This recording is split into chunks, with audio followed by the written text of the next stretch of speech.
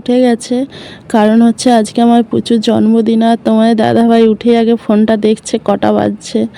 আর আমাদের পুচু পাশের রুমে শুয়েছিল, সেও উঠে চলে এসেছে আমাদের কাছে। দিয়ে এসে সবাই মিলে গল্প করছে পুরো ভোর 5টার থেকে।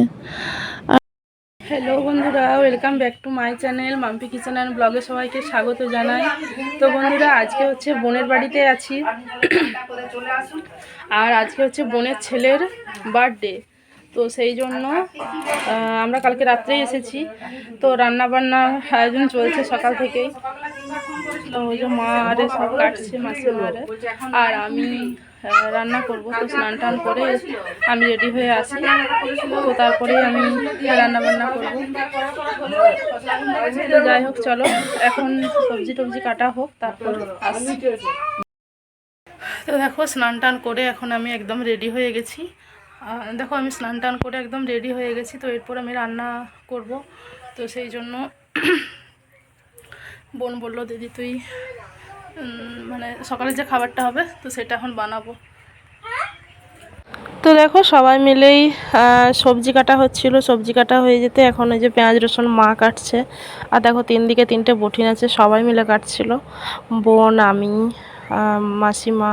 তো এখন মা ওই যে কাটছে, আর আমি স্নান টান করে চলে এসেছি। আগে সকালের খাবারটা বানাবো, কারণ হচ্ছে আজকে ঘুগনি হবে। তো চলো, ঘুগনিটাও আমার হয়ে গেছে। তো সবাইকে এরপর খেতে দেবো, কারণ সবারই খিদেও পেয়ে গেছে, সকাল সকাল সবাই কাজ করছে। তো এটা ফেলতে হবে।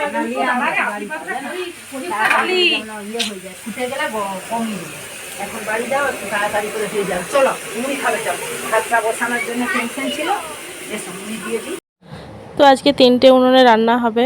তো 2টো উনুনে আমি রান্না করব। এই যে একদিকে হচ্ছে ফ্রায়েড রাইস, তো ফ্রায়েড রাইস হবে, বিরিয়ানি হবে, আর মা বড় উনুনে ভাত চাপিয়েছে।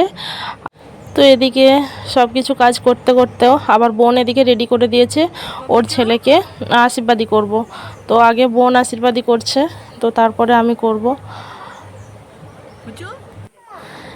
আর থালাতে ওর মা মিষ্টি সাজিয়ে দিয়েছে। ওর বায়না হচ্ছে ও এই মিষ্টি খাবে না, ওই মিষ্টি খাবে না, কোনটা খেতে ওর ভালো লাগে ও সেটা খাবে।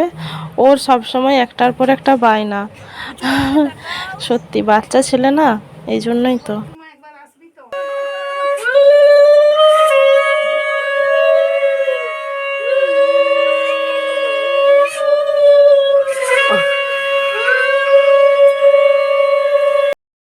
তো দেখো, আমাদের পুচু সোনার চাউনিটা দেখেই বুঝতে পারছো ও একটু রেগে গেছে, কারণ ওকে কেন ওর পছন্দের মিষ্টিটা দেওয়া হচ্ছে না, আর ওকে কেন 1 চামচ করে করে মিষ্টি সবাই কেটে কেটে খাওয়াচ্ছে। ও একসাথে বসে মিষ্টি খাবে, আর ওর প্রচণ্ড খিদে পেয়ে গেছে। তো দিদুন আশীর্বাদ করলো, এরপর ওর বাবা আশীর্বাদ করছে, তো তারপরেই আমি আশীর্বাদ করব। তো আমাকে বলছে, তুমি আগে কি গিফট এনেছো বলো তো, তুমি আগে কি গিফট এনেছো বলো, তারপরে তুমি আসবে। আমি হচ্ছে গিফট এনেছি তোর জন্য। এই যে বাবা, রান্নাতে ব্যস্ত আছি। দেখো, বাপরে কত রকমের আইটেম হচ্ছে। হ্যাঁ, এই যে ফ্রাইড রাইস হয়েছে, এবারে বিরিয়ানি হবে, আর ওইদিকে বড় উনুনে ভাত হচ্ছে, তারপর রান্না তো আছে। এই জামবাটিটা আমি ধুয়ে দিচ্ছি, বিয়াম দিবেন এই জামবাটিটা। তো আবার এই বড় উনুনে আমি বসিয়েছি, চিংড়ি আলু পোস্ত হচ্ছে। তো যদিও এই উনুনটাতে রান্না করতে আমার একটু কেন জানি না ভয় লাগছে, কারণ আমার এই উনুনে রান্না করার অভ্যাস নেই। তো যাই হোক, সবাই ব্যস্ত আছে রান্না করতে, আর আমিও ব্যস্ত আছি। ওইখানে আমার বোন বসেছে রান্না করতে। সবাই রান্না কমপ্লিট হয়ে গেছে, আর আমার সোনামণির জন্য আমি থালা সাজিয়ে দিয়েছি।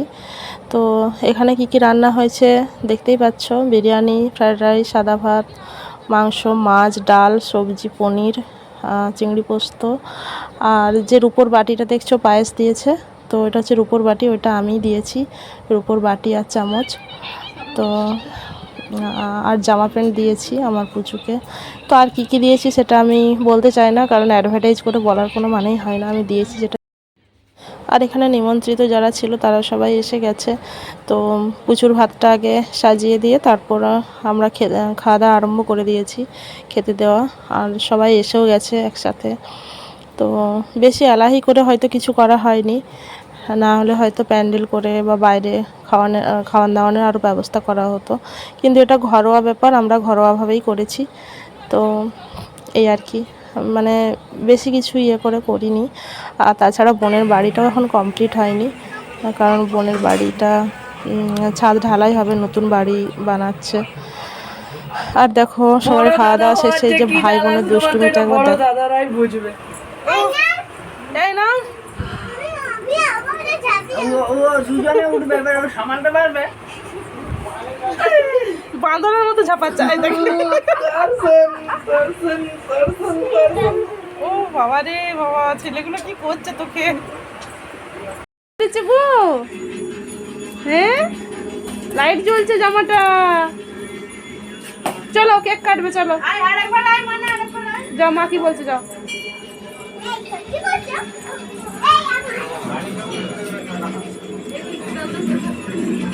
এখন কেক কাটা হবে, তো সেই জন্য সবাই রেডি হচ্ছে। তো এই যে মা সন্ধ্যা দিয়ে দিয়েছে, সন্ধ্যের পর কেক কাটা হবে। তো ওরা কতটা খুশি, কতটা আনন্দ দেখো। বাচ্চাদের জন্মদিন মানে বাচ্চাদের এতটা আনন্দ হয় যে মানে নিজে চোখে না দেখলে বিশ্বাস করা যায় না। ওরা প্রচুর প্রচুর খুশি। তো এটা হচ্ছে, এই যে বাচ্চাটাকে দেখছো, মেয়েটা, ওটা হচ্ছে আমার ভাইঝি, আমার একমাত্র ভাইঝি। তো ও ভীষণ আনন্দ করছে। আর আমার বোনের ছেলের জন্মদিন যেহেতু, তো ও দাদা হচ্ছে ওটা, তো দাদার জন্মদিনে ও এসেছে, ও ভীষণ আনন্দ।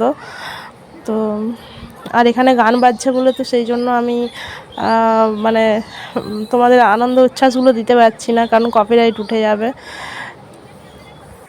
তো দেখো এখানে স্নো স্প্রে দিচ্ছে ছেলে সবাইকে। আর সবাই পুরো ভিডিও করতে করতে সবাই ঘুরে যাচ্ছে, তো সবাইকে পুরো ভূত বানিয়ে দিয়েছে।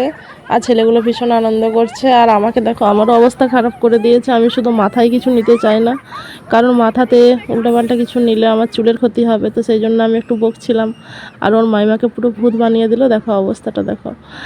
তো আমি একটা জিনিস শুধু বারণ করছিলাম, তোরা এমনি যা খুশি কর, কিন্তু কেক কাউকে মাখাস না। আমার ওই ক্রিম মাখানোটা একদম পছন্দ না, তার উপরে এই গরম, বিরক্ত লাগছে। আর আমার ওই প্যাচপ্যাচানি কিছু ভালো লাগে না আমার, জানো তো। কেউ কিছু মাখিয়ে দিলে আমার বড্ড বিরক্ত লাগে, তখন মনে হয় স্নান করি। আর এমনিতেই আমার একটু ঠান্ডা লেগেছে। তো আমি সবাইকে বারণ করলাম যে কেউ দিবি না, কেকের ক্রিম কাউকে মাখাবি না, ওটা কোনো আনন্দ নয়, আনন্দের মধ্যে পড়ে না। তো দেখো আমার ছেলে মেয়ে পুচুকে একটা বড় গিফট সাজিয়ে দিচ্ছে। আর ও শুধু জিজ্ঞেস করছে কি গিফট আছে, কি গিফট আছে, মানে ও খুলে দেখবে যে কে কী গিফট এনেছে। ওর তো চকলেট, বাচ্চাদের চকলেট বিস্কুট, মানে চকলেট কেক আর মানে কি বলো, চিপস, এগুলো ওদের বেশি পছন্দের জিনিস। তো ওগুলো পেয়ে গেলে আর কিছু না। তো সেই জন্যই আর কি। আর মেয়ে এদিকে কেকটা সবাইকে কেটে কেটে দিচ্ছে। তো গান বাজছে, প্রচুর ধুমধাড়াক্কা গান, কিন্তু কপিরাইটের জন্য আমি তোমাদেরকে দিতে পারছি না। ওরা ভীষণ আনন্দ করছে, চেঁচামেচি করছে, কিন্তু আমি দিতে পারছি না। সরি গো বন্ধুরা, কারণ আমারও খারাপ লাগছে। কারণ এই কথাগুলো যদি তোমাদের শোনাতে পারতাম, ওদের চিল্লামিল্লি আওয়াজটা, হয়তো আমারও ভীষণ ভালো লাগতো। তো যাই হোক, চলো আজকের ভিডিওটা এখানেই শেষ করি। সবাই ভালো থাকবে, সুস্থ থাকবে, সাবধানে থাকবে। সামনে অনেক বড় দিন আসছে, বের করতে হবে, মানে বুঝতে পারছো কি বলতে চাইছি আমি। গরম গো গরম, এই প্রচণ্ড গ্রীষ্মে গরমে মানে শরীর যাতে ভালো রাখা যায়, শরীর যাতে ঠান্ডা রাখা যায়, সেরকম চেষ্টা করো। সবাই ভালো থাকো। তো খুব প্রয়োজন না থাকলে কেউ বাইরে বেরিও না এই রোদ্রেতে। তো সবাই বাড়ির মধ্যে থাকার চেষ্টা করো। সবাই সাবধানে থেকো, ভালো থেকো, এটাই চাই। যারা আমাকে ভালোবাসো আমি তাদেরকেও বলছি তোমরা ভালো থেকো। আর যারা আমাকে ভালোবাসে না আমি তাদেরকেও বলছি তোমরাও ভালো থেকো। আমি চাই সবাই ভালো থেকো। শুধু এটা কথার কথা নয়, আমি মন থেকে বলছি। কারণ এই অতিরিক্ত রোদ গরমে অলরেডি 2 জন মারা গেছে। তো আমি চাই সবাই ভালো থাকুক, বেঁচে থাকুক।